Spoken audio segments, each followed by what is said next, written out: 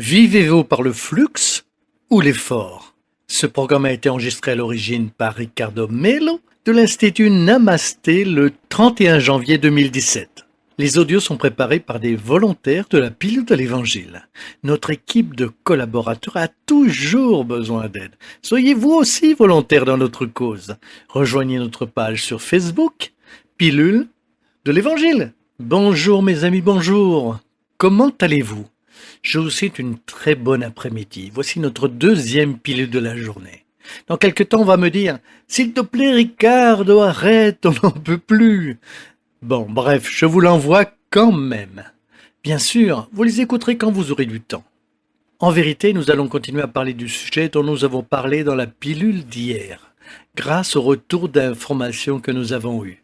Ça m'a rendu très heureux, c'est un sujet très intéressant et ça vaut la peine de nous attarder dessus. Parce que quand nous parlons d'équilibre intérieur, de connexion avec son esprit, avec la paix, nous parlons de changer l'humanité. Tout ce que nous pouvons partager est utile pour nous aider à avancer. Nous nous aidons et par conséquent, bien sûr, l'humanité aussi se transforme avec nous. Et je voudrais compléter la ligne de réflexion précédente en vous posant une question. Sur quelle base avez-vous pris vos décisions aujourd'hui ? L'effort ou le flux? Ceci est une question très importante. Cela change tout dans notre vie. Juste pour expliquer un peu mieux. La plupart des gens qui sont encore très identifiés avec l'ego, avec un esprit désordonné et bruyant, aiment généralement l'effort. Ils se plaignent, mais inconsciemment, ils cherchent l'effort. C'est le rapport de 80% pour 20% de résultats. Ce sont des gens qui courent trop, parlent trop, pense trop, tout est trop. C'est beaucoup d'efforts qui n'apportent pas toujours de bons résultats. Nous devons faire très attention à tout cela car la loi de la vie est la loi du flux. L'abondance vient à travers le flux. Jésus dit que si nous avions une foi de la taille d'une graine de moutarde, nous déplacerions des montagnes. Cela n'a rien à voir avec l'effort, ni l'effort physique, ni l'émotionnel. La vie spirituelle se passe à travers la voie du cœur. Carlos Castaneda, grand anthropologue, a créé le personnage de Don Juan, qui a fini par inspirer un film à Hollywood. Il parlait de la voie du cœur. Le guerrier de la lumière est celui qui comprend que la vie ne peut être vécue pleinement que quand on la vit à partir du cœur.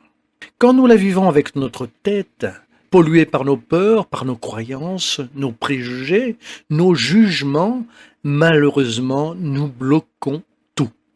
Et alors, le guerrier de la lumière devient le guerrier de l'obscurité. La personne ne profite pas de la vie qu'elle a. Elle est toujours occupée à en avoir plus, à travailler de plus en plus. Elle est souvent très occupée. Son agenda toujours plein, mais elle ne jouit pas de la vie.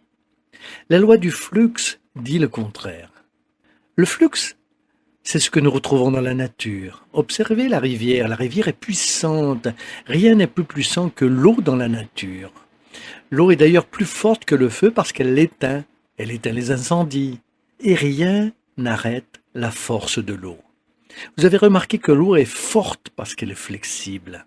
Avez-vous déjà remarqué que l'eau est forte parce qu'elle a un flux et que sa flexibilité, elle devient indestructible? Voilà, c'est le flux. Regardez le flux d'un rayon laser. La lumière est concentrée sur un seul point. C'est fort, c'est le flux.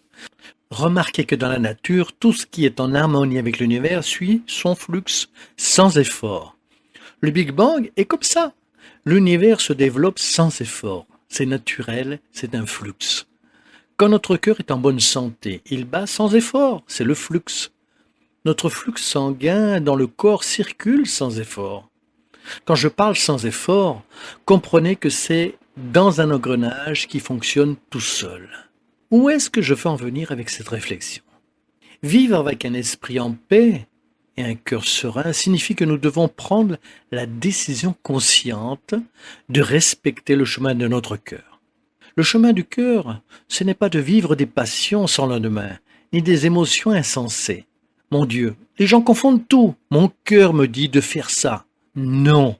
Vivre les chemins du cœur, c'est respecter la nécessité de l'âme pour pouvoir se sentir en paix. Apprendre à écouter son cœur est très important. Si vous ne vous respectez pas, ne vous écoutez pas et ne comprenez pas les besoins de votre âme, vous allez probablement devenir une personne renfermée et agressive. Les personnes qui se renferment sur elles-mêmes sont agressives afin d'attirer l'attention des autres de manière inconsciente, parce qu'elles ne sont pas connectées à elles-mêmes. Quand nous connaissons quelqu'un qui s'efforce énormément et qui a peu de résultats dans tous les domaines de sa vie, c'est parce qu'elle n'est pas connectée avec la loi du flux et de l'harmonie qui vient de l'amour. Aimer veut dire se donner. Jésus a dit, si quelqu'un vous demande votre manteau, donnez-lui également votre tunique. Cela veut dire, n'ayez pas peur. Si vous êtes dans le flux d'abondance de la vie et de l'univers, vous êtes une personne confiante. Vous vibrez dans la gratitude et dans l'optimisme. Vous êtes malade. Un médecin paraît dans votre vie et vous donne le médicament dont vous avez besoin et vous guérissez. Si vous avez des problèmes d'argent, quelqu'un arrive avec une proposition de travail, où il résout votre problème d'une manière dont vous ne soupçonniez même pas. Tout d'un coup, vous vivez une situation difficile et la vie crée une coïncidence et vous mettez une personne dans votre chemin ou vous donne une opportunité de grandir spirituellement. Quand nous vivons dans l'énergie du flux, ces petits miracles se répètent au long de nos journées.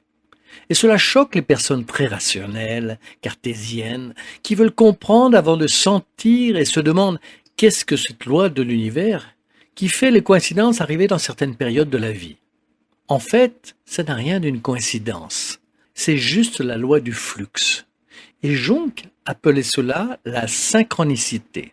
C'est ce que la spiritualité nous apprend quand nous sommes connectés avec les lois divines. Donc je vous demande, et alors? Vous vivez à partir de grands efforts ou vous suivez le flux de votre vie? Pensez-y, c'est trop difficile.